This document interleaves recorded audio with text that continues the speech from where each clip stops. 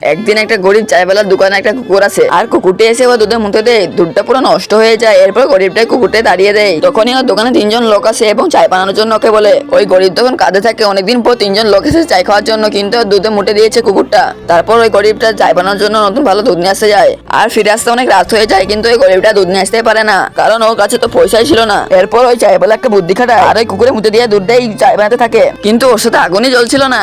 এরপর লোকটি চোখে পড়ে ওদের চটিগুলো, এরপর চটি দিয়ে আগুন ধরিয়ে চায় বানাতে থাকে। চা তো তৈরি করা হয়ে গেছে, কিন্তু ওই লোকটির হাত থেকে ওই ছাকনাটা পড়ে গিয়ে আগুন ধরে যায়। কিন্তু তার আগে বন্ধুরা, তোমরা যদি ছবি দুটোর মধ্যে কোনো কিছু পেয়ে ভালোবেসে থাকো তাহলে ভিডিওটাকে লাইক করে চ্যানেলটা সাবস্ক্রাইব করে দাও। আর যদি না করো তাহলে ভেবে নেবো তোমরা ছবি দুটোর মধ্যে কোনো কিছু পেয়ে ভালোবাসো না, আর কমেন্টে বলে যাও এক নাকি দুই।